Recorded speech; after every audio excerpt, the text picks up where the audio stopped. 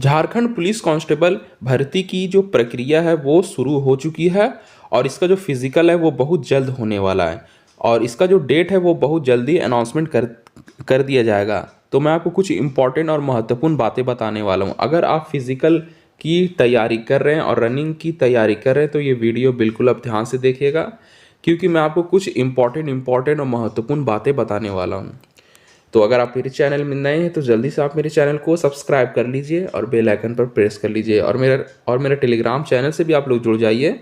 इसका लिंक मैं वीडियो के डिस्क्रिप्शन में डाल दिया हूँ, वहाँ पे जाके आप ज्वाइन हो जाइए। वहाँ पे आपको हमेशा नई नई अपडेट मिल जाएगी। तो जैसा कि आप लोगों को पता है कि झारखंड पुलिस कांस्टेबल भर्ती 4,919 पदों पर आपका जो भर्ती प्रक्रिया है वो शुरू होने वाली है और इसका जो फिजिकल है वो बहुत जल्द होने वाला है और इसका डेट का जो अनाउंसमेंट है जेएसएससी बहुत ही जल्द जारी करने वाली है अपने ऑफिशियल वेबसाइट पे। तो मैं आपको बता दूं कि अगर आप फिजिकल की तैयारी कर रहे हैं और दौड़ की रोज हर दिन आप प्रैक्टिस कर रहे हैं तो प्रैक्टिस से पहले कुछ आपको इम्पोर्टेंट बातें जानना बहुत ही ज़रूरी है, क्योंकि बहुत से लोग जो है वो सिर्फ प्रैक्टिस कर रहे हैं और वो कुछ इम्पोर्टेंट बात को नहीं जान रहे हैं। लेकिन जब उनका फिजिकल का टाइम आता है तो उसमें तो वो सिलेक्शन कर जाते हैं, मतलब कि सेलेक्ट हो जाते हैं। लेकिन जब उनका आगे का प्रोसेस होता है, यानी कि जब उनका मेडिकल होता है, तो वहाँ वो मेडिकल से बाहर हो जाते हैं। तो अगर आप अनफिट हैं तो ये वीडियो बिल्कुल आप देखिएगा, ध्यान से देखिएगा, कि आपको पता ही नहीं चलेगा कि मैं किस कैटेगरी में अनफिट हूँ, कौन से कारण से जो है वो मेरा मेडिकल जो है वहाँ पे रिजेक्ट हो सकता है। सिर्फ बीमारी नहीं है कि अगर आपके शरीर में सिर्फ बीमारी तो उस कारण से आप रिजेक्ट होंगे, बहुत सारा कारण है। तो मैं आपको बिल्कुल स्टेप बाय स्टेप बताऊंगा, बिल्कुल हर एक पॉइंट बताऊंगा कि किस किस कारण से जो है आप मेडिकल से बाहर हो जाते हैं। तो अगर आप अनफिट हैं तो आप बिल्कुल फिजिकल या फिर रनिंग की तैयारी करना छोड़ दें। आपको बाद में वहाँ पे सिलेक्शन के बाद जो आपका मेडिकल होगा तो आपको मेडिकल के बाद वहाँ पे बाहर कर दिया जाएगा। इसलिए अगर आपको पूरा 100% आपको फिट होना बहुत ही ज़रूरी है। जो जेएसएससी ने जो नियम लाया है, मतलब जो जो आपका मेडिकल होगा उसमें आपको पास होना बहुत ही कंपलसरी है, तभी आपको रिटन एग्जामिनेशन में बैठने का मौका दिया जाएगा। तो सबसे पहले मैं आपको बता देता हूँ, सबसे पहले आपका फिजिकली डिसेबिलिटी आपको फिट होना चाहिए और इसमें कि आपका आता है शारीरिक बनावट में मुड़ा घुटना, धनु पैर, समतल पैर, स्पीच शिरा उंगलियों को उचित ढंग से नहीं घूमना, अनस्पष्ट विकृति नहीं होनी चाहिए, मतलब कि आपका जो बॉडी को जो बनावट है वो मुड़ा उड़ा नहीं होना चाहिए, बिल्कुल परफेक्ट होना चाहिए।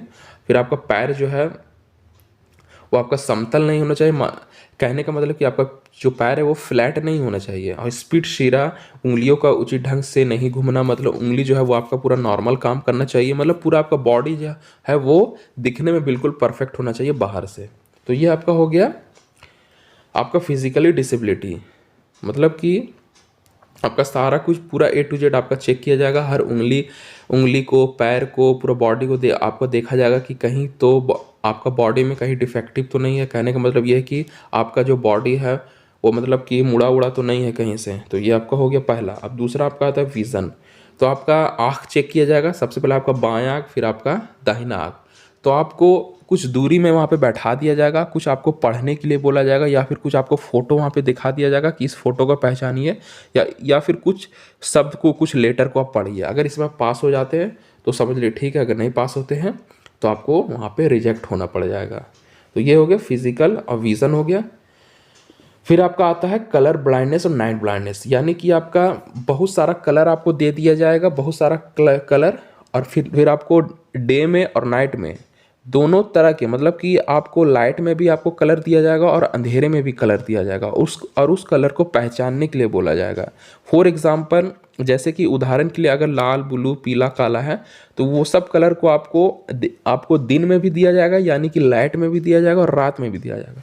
अगर इस कलर को अगर आप पहचान जाते तो समझ लीजिए आपका जो मेडिकल है वो आपका कलर ब्लाइंडनेस वाला वो सही है। फिर आपका आता है हेयरिंग का। हेयरिंग मतलब कि आप सही से सुन सकते हैं कि नहीं, अगर आपको कोई कुछ बोल रहा है तो आप सुन सकते हैं कि नहीं, मतलब कि आपको सामने से भी आपके सामने बोला जाएगा और कुछ दूरी में भी आपसे बात किया जाएगा, तो आपका सुनने का क्षमता को चेक किया जाएगा वहाँ पे। तो ये भी आपको पास होना पड़ेगा। फिर आपका स्टार्ट है स्टैमरिंग। स्टैमरिंग मतलब कि हकलाना। अगर आप बोलने में फंस नहीं रहे और हकला नहीं रहे तो सही है। अगर आप बोलने में किसी तरह का हकला रहे हैं, बोलने में मतलब रुक जाते हैं, तो समझ लीजिए आपका जो मेडिकल है वो अनफिट है। ये हो गया। फिर आपका आता है बेरी सोशल हाइड्रोसिल पाइल्स वगैरह। पाइल्स जैसे होता है आपका बवासीर जिसे कहते हैं हम लोग हिंदी में नॉर्मली भाषा में, और हाइड्रोसिल आप लोगों को तो पता, नाम से आपको पता चल रहा है, तो ये सब आपका नॉर्मल होना चाहिए। तो आपका वहाँ पे हाइड्रोसिल पाइल्स ये सब आपका चेक किया जाएगा।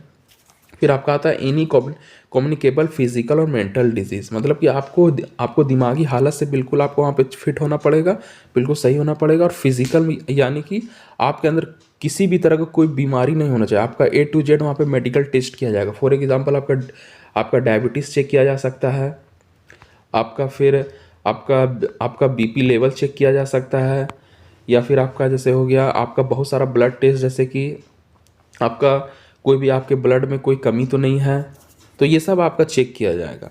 तो जो जो मैं आपको पॉइंट बताया हूँ, आपका फिजिकल डिसेबिलिटी, विज़न हो गया, कलर ब्राइटनेस हो गया, हेयरिंग हो गया, स्टेमिना, ये सब आपका जो है टोटल आपका फिट होना चाहिए। ये सारा अगर फिट होगा वहाँ पे मेडिकल में, तो समझ लीजिए आपका जो रिजल्ट है वहाँ पे पास कर दिया जाएगा। और वहाँ पे डॉक्टर के तरफ से जो वहाँ के जो मेंबर मेडिकल बोर्ड है वो अपना अपना साइन कर देंगे, और वो आपको आगे प्रक्रिया में आपको भेज दिया जाएगा। और फिर आपको जो है CBT यानी कि आपका रिटन टेस्ट, या फिर आपका जो भी आपका पेपर आपका जो भी पेपर होगा, अगला जो परीक्षा आपका लिखित होगा, उसमें आपको क्वालिफाई कर दिया जाएगा। तो अगर आप अनफिट नहीं हैं, अगर आप तंदुरुस्त नहीं हैं, तो प्लीज़ आप इस फिज़िकल का जो तैयारी वो नहीं करें, आपको बाद में पछताना पड़ सकता है। तो मैं बार बार आपको मैं कह रहा हूँ कि आप सबसे पहले आप जाइए डॉक्टर के यहाँ, या फिर किसी भी टेस्ट सेंटर में जाइए और अपना सारा कुछ ये सब आप चेकअप करवा लीजिए। तभी आप दौड़ का जो प्रैक्टिस है वो शुरू कीजिए। अगर ये सब आपका सारा कुछ नॉर्मल आता है तो सही है, अगर आपका नॉर्मल नहीं आता है तो आप दौड़ का प्रैक्टिस नहीं कीजिए। आप लोगों के लिए यही बेस्ट रहेगा। किसी दूसरे एग्ज़ाम का आप लोग तैयारी करें, क्योंकि बहुत सारे लोग तो दौड़ निकाल लेते हैं, लेकिन जब मेडिकल का टाइम आता है, जब उनका मेडिकल टेस्ट होता है, तो वो मेडिकल से बाहर हो जाते हैं, जो उन्हें बाद में बहुत ही दुख होता है, बहुत तकलीफ होता है अंदर से। इसलिए मैं बार बार आप लोगों को कह रहा हूँ कि सबसे पहले आप जाइए और किसी भी हॉस्पिटल जाइए, कोई भी क्लिनिक जाइए जो जो कि वहाँ पे अच्छा टेस्ट करता हो, वो, और ये सब अपना जांच जल्दी सब करवा लीजिए, क्योंकि आपके पास समय ज़्यादा नहीं है, और इसका जो डेट का जो अनाउंसमेंट है वो बहुत जल्द होने वाला है। तो आपका जो डेट का जो अनाउंसमेंट होगा, ज़्यादा चांस है कि आपका जनवरी महीने में कर दिया जाएगा। इसलिए जो दौड़ का जो अनाउंसमेंट है वो बहुत ही जल्द किया जाएगा। तो आपसे यही रिक्वेस्ट है मेरा कि आप लोग प्लीज़ जाइए, मेडिकल अपना टेस्ट करवा लीजिए अच्छे से, जो जो इसमें दिया है वो सब सारा कुछ आप टेस्ट करवा लीजिए, कि बाद में आपको पछताना न पड़े। और ये आपका फिर ये सब जब पास हो जाइएगा मेडिकल में, तो आपको मेडिकल बोर्ड की तरफ से ये आपको फिटनेस दे दिया जाएगा, सर्टिफिकेट ऑफ मेडिकल फिटनेस, मतलब कि मेडिकल सर्टिफिकेट का आपको एक फिटनेस सर्टिफिकेट दिया जाएगा। तो यही आपका पूरा प्रोसेस रहेगा। तो अगर ये वीडियो आपको अच्छी लगी तो प्लीज़ आप मेरे चैनल को सब्सक्राइब लाइक जरूर कर दें, और मेरे टेलीग्राम चैनल से भी आप लोग जुड़ जाइए। इसका लिंक मैं वीडियो की डिस्क्रिप्शन में डाल दिया हूँ, आप जाके वहाँ पे ज्वाइन हो जाइए। तो फिर मिलते हैं अगले वीडियो में।